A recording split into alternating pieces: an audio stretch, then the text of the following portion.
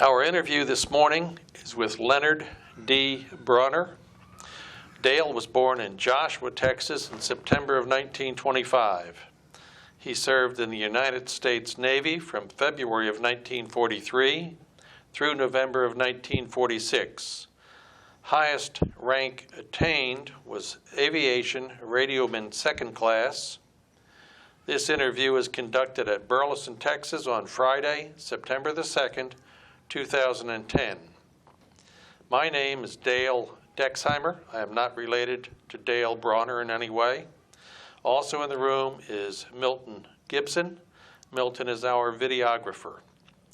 This interview is conducted for the Veterans History Project at the Library of Congress and also for Operation Remember with the city of Burleson, Texas. And with that short intro, Dale, we'll let you tell us your story about your time in the Navy. Okay, thank you, Mr. Dexheimer. I graduated high school early at age 16 and found myself down in Austin, Texas, entering the University of Texas with a part-time job in the mailing room of the Railroad Commission. And in the first semester, there was nothing but girls down in Austin. Everybody else was going to war. So mid first semester, I suppose, three of us says, I've had enough of it, so that we all hitchhiked home. And finally, I got my parents to sign for me to go in the Navy. And I did go into the Navy on February the 6th, 1943. And I was sent almost immediately to boot camp in San Diego, where we went through training there. We did get our general classifications test during that particular time, and in the testing I had asked for aviation and our radio, so I was lucky enough to get sent to Millington, Tennessee, which is NATTC, Millington, for technical training on aviation radioman. We stayed there for quite a long time and had a basic familiarization of radio radar and got to learn code quite well, both sending and receiving. Following that, we were sent to Hollywood, Florida for gunnery school. Hollywood is just north of Miami, about 11 or 12 miles, and it is located right on the eastern bank of the Okefenokee Swamp. So our range firing our cannons, our machine guns and everything was right out over the Okefenokee. We stayed there for quite some long time, and then again in about November of 1943, we moved to Jacksonville, Florida for training in PBYs. These were the PBYs without retractable gear, so we had also beaching duty to do. We flew off of the St. Johns River and flew sometimes down to the Bermuda area, Bahamas, I'm sorry, and then sometimes Lake George down in mid-Florida.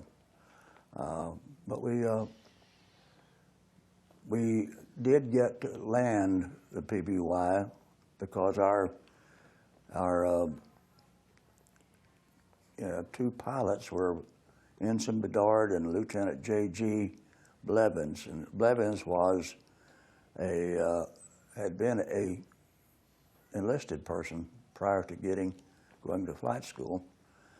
So he wanted all of the people aboard to learn how to land that thing in case they were taken out. So he'd put us all in the right seat, and he'd handle the throttle, and he'd just tell us to hold it off, hold it off, hold it off. And then when you hear a little skit, chit, chit, chit, chit, then it just lets settle down. So PBY was the first aircraft I ever landed.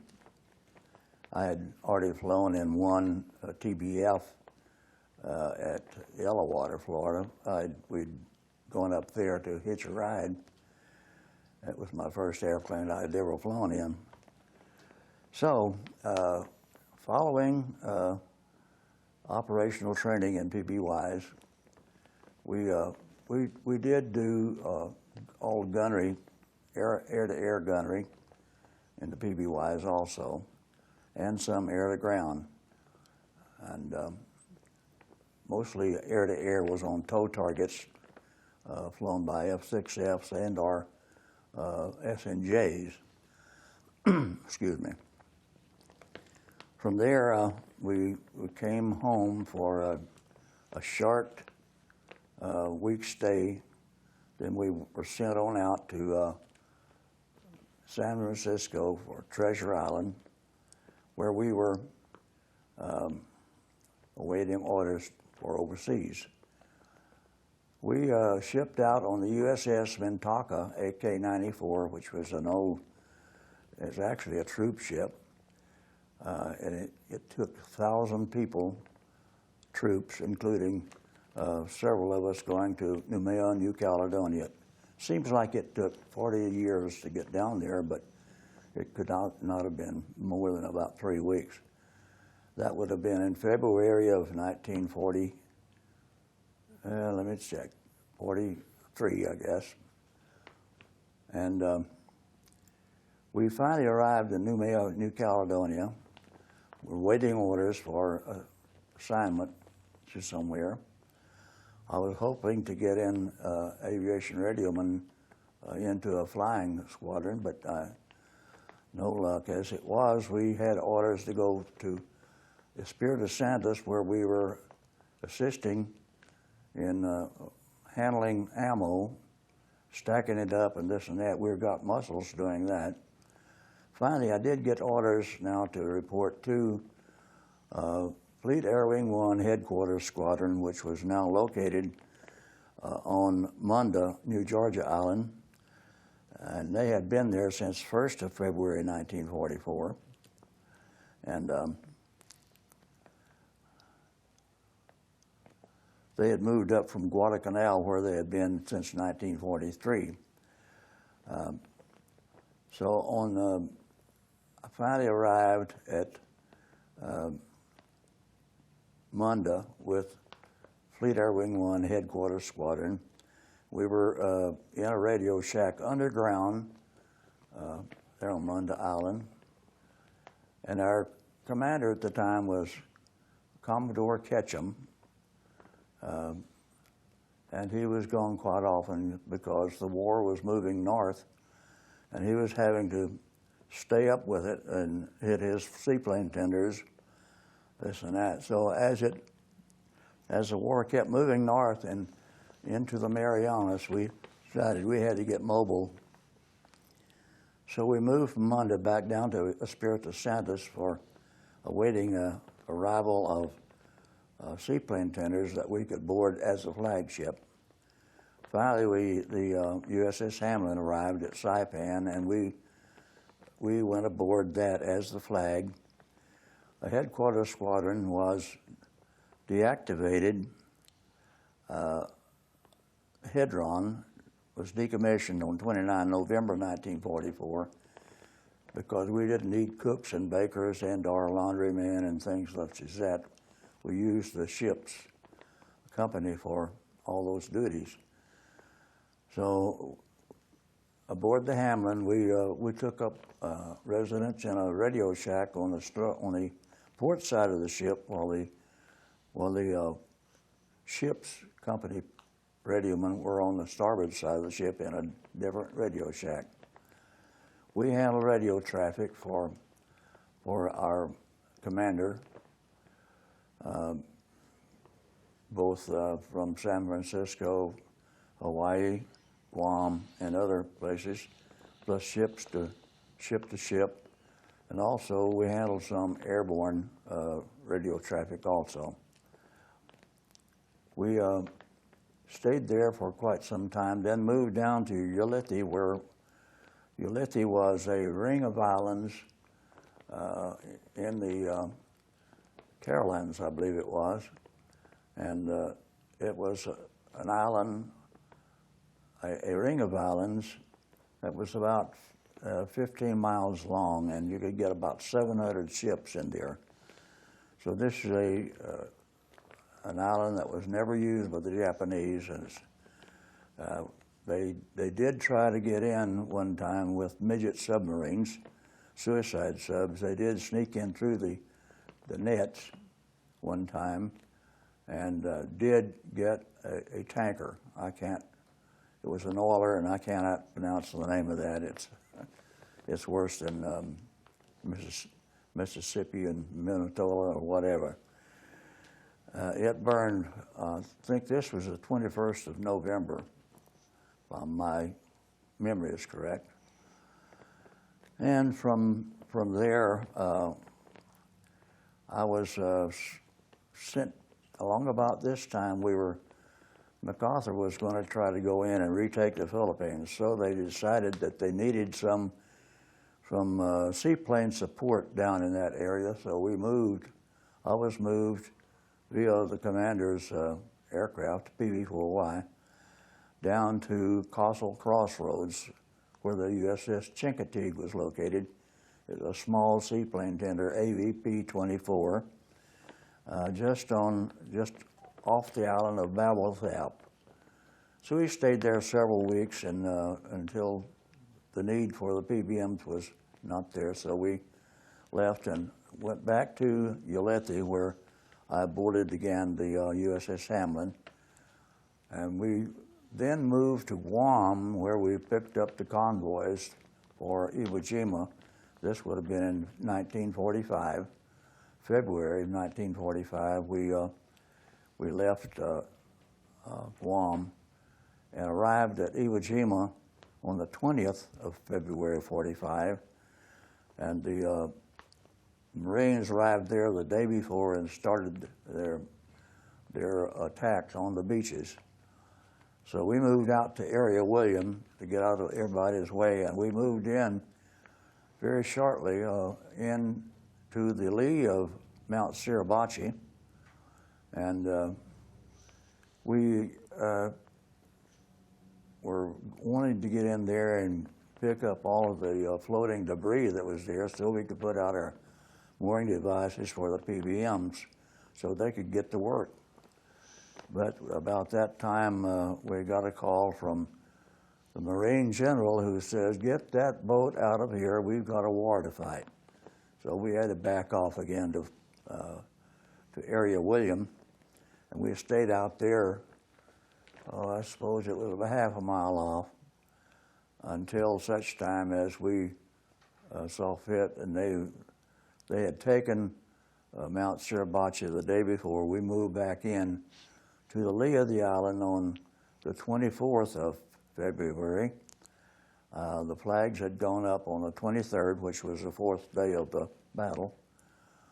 There were two flags that went up. One went up around 10:30 in the morning. It was a small flag, and it could not be seen very well by most ships and people on the island.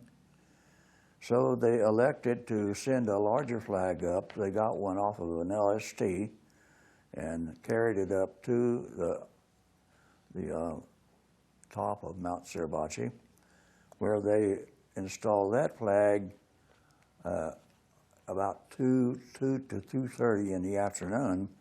And this was the flag where the Rosenthal's picture made history of the 6 people raising the flag. That was, of course, the second flag. I have a picture at home of the first flag coming down while the second flag is going up. Both flags are in that picture.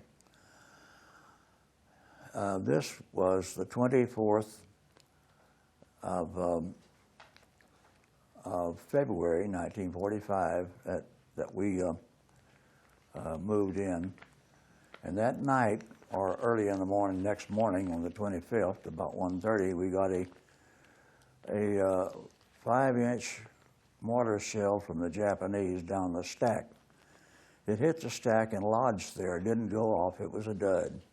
Next morning, the warrant officer for munitions got up on a bosun's ladder, gently cradled it in his arms, and they took him down into a motor whaleboat, and he rolled it off into the water, off to the port side of the ship. Following that, this was in March the 8th of 1945, we headed back to Saipan, and as we arrived at Saipan, I had orders awaiting for me to go to V5 pilots training. We had, while we were at Ulithi previously, about a dozen of us had gone over to a flat top, a carrier, and taken a test for V5 pilot training, and two of us were selected. David McPherson rather, and myself were selected to receive pilot training. So I was sent right off to San Francisco, where we stayed there and mustered every morning at 703 Market Street, and with no other duties except muster every day except Friday, and then we'd have it was normally a cleanup day for inspection on Saturday. So that's the only thing we did. We buffed the halls and mopped the halls, things like that. Finally, I did receive orders to go to Cornell College, Mount Vernon, Iowa, for a 16-week training period of college refreshery. So we were sent home for about a week, 2-week stay. Then we reported into Mount Vernon, Iowa, which was about 12 miles east of Cedar Rapids. Small college, but it was a very good college. And so we received all sorts of training: English, college algebra, physics, many, many different things. And finally, while there, I met a girl who was my first girlfriend.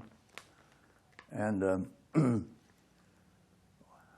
after we finished our training in September, we were sent to Olathe, Kansas for tarmac training. And I was put into the tower where I did work with teletypes and radios, things such as this. And later, after that, we were sent to San Francisco for further. We were actually sent to St. Mary's Pre-Flight, just north of San Francisco, and just north of Oakland. It's almost in Napa Valley. Beautiful scene of countryside in California. We, while at St. Mary's Pre-Flight at St. Mary's College, we were given the chance to either regress back to our old rate since the war was over. The war had been, the atomic bombs had been dropped while we were at Mount Vernon going to school, and the war was over now, as of September the 3rd, I believe it was. And we were given the chance to go back to our old enlisted rate or sign up for 4 more years. I was a young man of just turned 20, and 4 more years seemed like a lifetime, so I elected to go back to the old enlisted rate, which was an Aviation Radioman 2nd class. So they sent me down to Camp Shoemaker, where I did receive orders finally to go to Bombing Squadron 80, which was part of VB of Air Group 80. And we would be flying in SP2C Helldivers. So I arrived in December of 1945 at Mears Field on Coronado Island, just north of Tijuana, and we started flying SP2Cs. I was familiar with the radios that we had in there, and so I didn't have any problems adjusting to the SP2C. But finally we decided that, well, we needed to get carrier training for the young ensigns who were pilots. That's what we're there for, is to train young ensigns in carrier landings and things such as this. So we boarded the USS Boxer, and we had some exercises on the Boxer on our way to Pearl Harbor. We offloaded on Fort Island, and then a lot of us enlisted personnel took an LST over to the island of Maui, where we took up residence on Kailua Naval Air Station, which is now what do you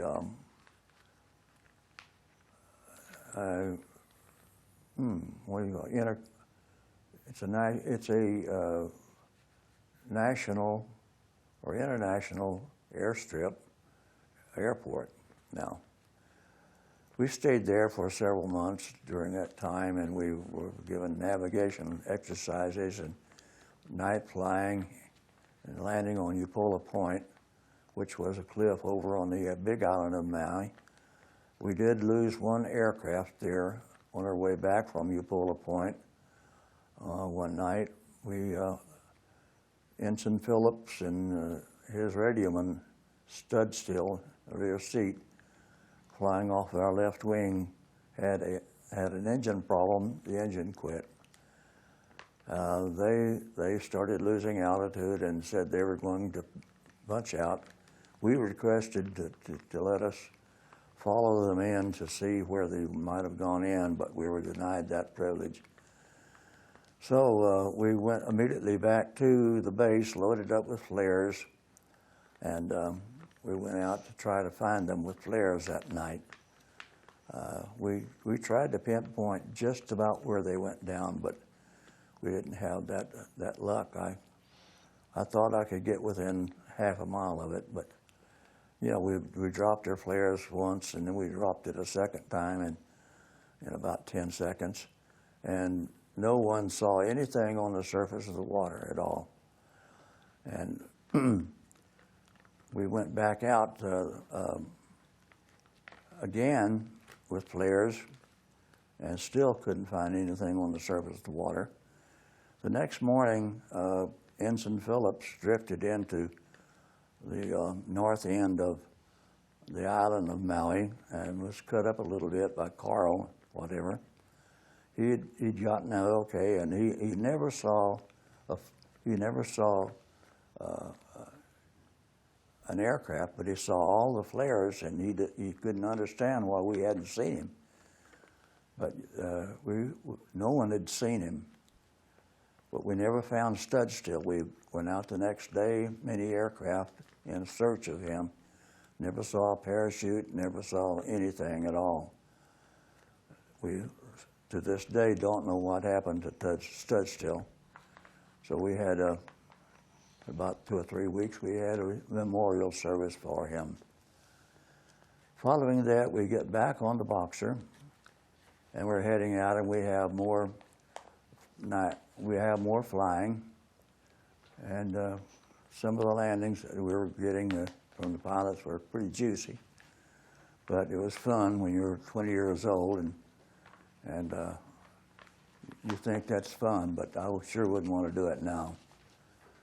We ended up after a while at Saipan. This is still in 1946 because we had gone through the early part of 1946 there at Maui, and so now we are in 46 at Saipan. And I believe this was, can't remember the name of the field, but it was down on the south end, or the south end next to Tinian, and we flew off of that for a long time. It was a fairly good runway. Wasn't dusty at all, and we flew there for quite some time. Then we went back to the Boxer, and we head for Tsingtao, China, and we hit Tsingtao, anchored there, and we had liberty of shore, which was not very good. we were had a lot of restrictions because the communists were coming in at night into Tsingtao, and we were told you'll never get caught there after dark. So we moved out of Tsingtao then and went to Hong Kong.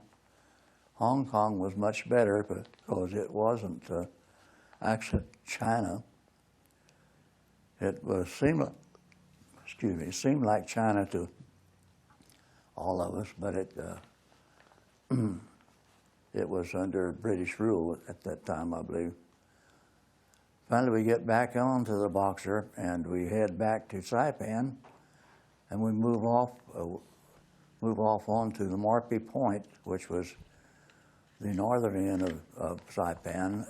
This is the point where that Okinawan women used to jump off of the cliff during the battle for Saipan because they thought that the American men were really devastating women, which was not the case.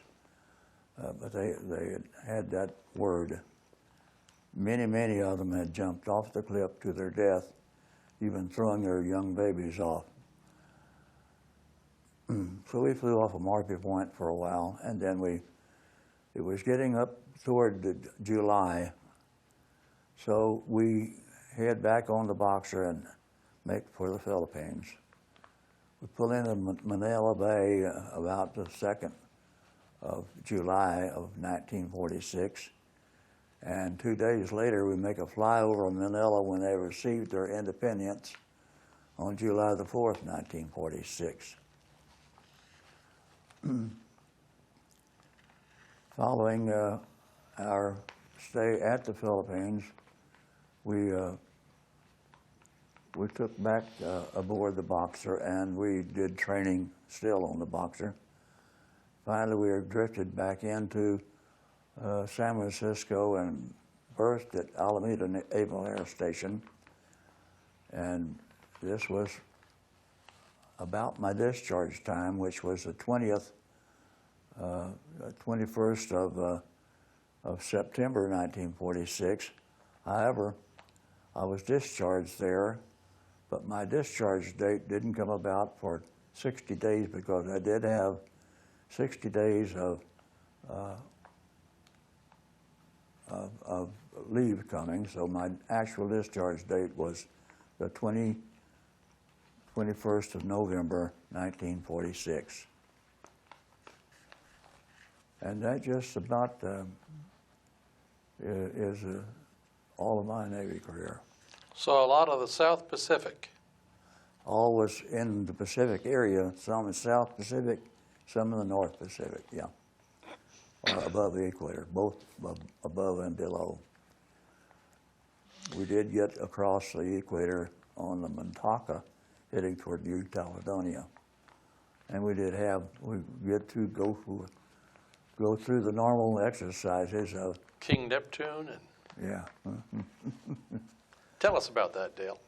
Well, it was actually, I didn't know many people on board the ship at that time. There was only one fella, and he was a guy I'd gone through radio school with, Harold Hyman. So we kind of buddied up together, and we, it was just something they have all sorts of hijinks going on and things. It's, I guess you might call it something like Mardi Gras on board. But everybody dressed up like this and that. It's a lot of fun, I guess. It broke the ice for a lot of things, and it's we get to watch the dolphins play alongside the ship and the flying fish come along the swells. It was not really neat, but I really didn't get that involved in the crossing of the equator. Just something to write home about. I did get a piece of paper, but it's long gone now. I don't know where it might be. I still am quite active in the organizations for the USS Hamlin and Fleet Air Wing 1, and also the USS Boxer. I was editor for the Pied Piper, which was the little newsletter for the Hamlin for about 7 years. And I've gone to about 17 reunions so far. And I still go to reunions for the Boxer. And I've been to one reunion with the Chincoteague. And they still have reunions, but time is taking its toll. There's very, very few. The last reunion I was at the Chincoteague, there were only 4 of us who were there as shipmates, but they're carrying on with wives and daughters and sons of crew members. And the same thing is happening with the USS Hamlin. And the Boxer stayed alive for quite a number of years. It wasn't demolished till, I think, about 1969, at which time they have a new Boxer out now, which is it's not called a carrier, it's called I can't remember the name it's called, but it does carry the pontoon boats down below, and all they have to do is flood the basement, so to speak, and they drive right out. It's an LPH-4 or something like that. I can't remember, but it starts with an L, I think it does. I still get involved. We still attend reunions. The last one I attended for the Hamlin was in Minnesota just this last June, and there were only 6 of us there at that time. I was the only one from Fleet Irving 1 Headquarters Squadron, or from the Flag. The rest of them were people from the Boxer. I still am historian for the Hamlin, rather. And that's just about the story, I suppose. Couple quick questions here, Dale. Today's world, people don't hear the term or know what you're talking about. You were at UT Austin, and you hitchhiked home. Mm-hmm. You ever worry about that? No, not back then. How long did it take you? Oh, well, I got as far as Burleson, and it was about 2 o'clock in the morning, and there was no traffic going to Joshua. So I finally backtracked and came up to my aunt's and uncle's house, she had a beauty shop. It was My Lady's Beauty Shop, and that house is now the Oyster Bar, I think it is, J&J Oyster Boy. Anyway, I woke them up and asked my uncle if he would take me the 6 miles it was to Joshua, and he agreed. He didn't particularly like that, but I came home. But you didn't worry about hitchhiking back then, not at all. Not at all. That would have been Newt that took you to Joshua? Pardon? Newt? Yeah. Doris Joe's dad? Newt Woods. Newt Woods. Yep. Yes, sir. You went to San Diego for your boot camp. Mm-hmm. How'd you go to San Diego? Via train. Ever been on a train before? Yes, I had been on Interbans from Burleson to Joshua to Cleveland, you know, but never had I been on a train before, except when I did go to San Diego. And it was quite a little drive. It was in February, so it was still pretty cool, so that you could keep the windows up and you didn't get all that coal smoke coming in like you did in the hot summertime, you know. But anyway, it was quite a nice little scenic drive. Was it a troop train? Did you have a whole bunch of... Yeah, just about everything was a troop train or a little local, which stopped for milk every station or so. It carried milk too and mail. But it's a lot of times the troop train would go right on through. And we took a troop train coming out of San Diego going to Millington, Tennessee. And we had a layover in Tucumcari, New Mexico for about 13 hours. And well, that was a heck of a layover. They let you off the train in Tucumcari? Yeah. Got off the train, got back on the train. I said, well, it's going to be here a while. Just go ahead. And so we 2 or 3 of us, we found a skating rink there. We were around, watched them skate for a while and all that sort of stuff. Roller skating. Roller skating. I don't think Texans ever knew what ice skates were back then. You went to gunnery school in Florida. In Florida, Hollywood, Florida. This was aerial gunnery school when you went out over the swamp? Yeah, well, we were firing out of turrets, also mounted 50 calibers and mounted 30 calibers. Of course, we were having to load some of our own ammo too in the belts and things. But we had consolidated ball turrets that we fired from. Some were hydraulically operated, some were electrically operated. So we just got a good regime of training. It also, along with that firing, we had to qualify using shotguns and on targets, and that was quite good. There, you could get double pulls, and I could get them both down pretty good finally. So did you do a lot of dove hunting after you got out of the service? I did, as a matter of fact. I didn't have a shotgun for a long time, except my dad had a .45-70 Spanish-American war rifle, which I still have. And I used to fire 410 shells out of that. And I had a little stick that I could knock the shell out after it fired, because they'd burst. And it would hold the pattern pretty well. I got a crow one time that was about 75 yards away. I shot him and he was on the ground, bam, just like that. Lucky shot, I'm sure. Regarding your time in the Pacific, have you ever gone back, Dale? Have you ever visited some of those islands? Sure have. I've visited Maui again. It's really quite grown up now.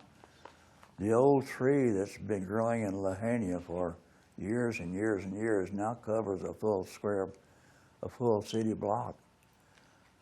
It's a tree that the limbs go down, touch the ground, and then they root out again, and a new tree is formed. So it's quite an amazing feat. I can't remember the name of the tree. But I went back there, I think it probably was in 2005, maybe 2006, to Maui, and we went out whale watching, and I had a digital camera, but it was one that you had an LCD screen on the back, and you couldn't see anything in the daylight with that, so I came back and got a SLR digital then, which I'm still using. But I've been to the Philippines again. I've been across the Pacific to the island of Maui, to the island of Guam on numerous times, because we always went into Anderson Field there usually when we were going in. I was a field service engineer for my company for years, and we traveled. I spent 2 years in Thailand and quite 2 years in England and things like this. So I've been across the Pacific. I've been back to China. I've been to Hong Kong again, and I've been to Japan for about 3 months.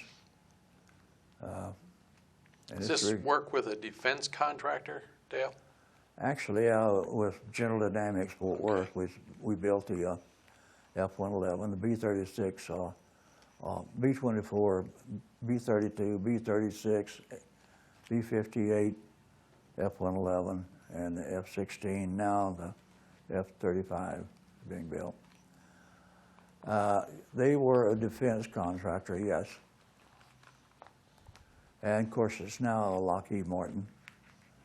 I retired from General Dynamics and Lockheed Martin about the time that Lockheed Martin took over. I retired on August the 30th, 1991. I'm on my 20th, I'm working on my 20th retirement year at the present time.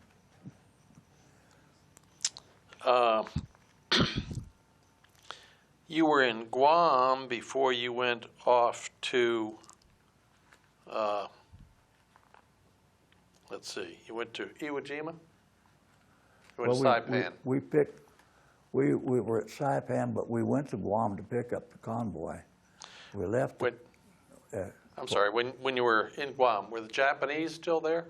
No. No? Well, there were some Japanese still in caves, but they'd come out foraging for food at night, but we had already taken the island.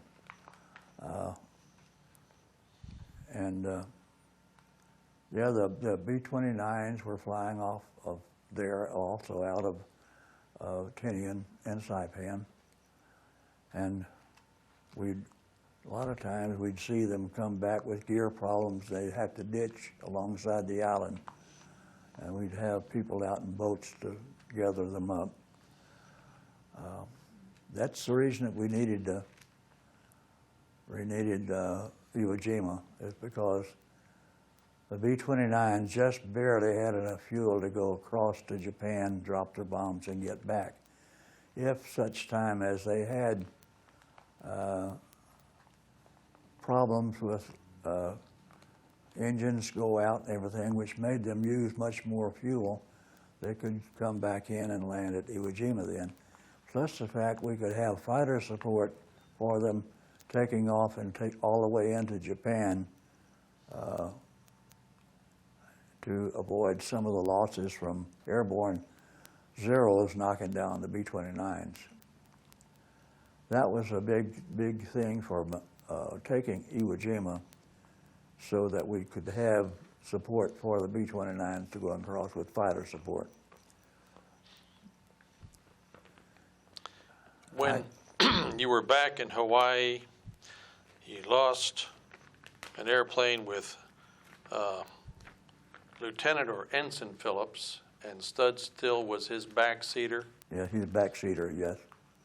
Phillips made it to the beach the next morning. Right. Mm-hmm. He have a Mae West?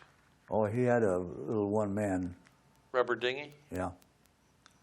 And there was normally a two-man thing just forward of Stud Still in the thing. If you make a water landing, you can always get that out, usually, and jump into it from the aircraft, which is still floating, but he wasn't about to make a water landing at night.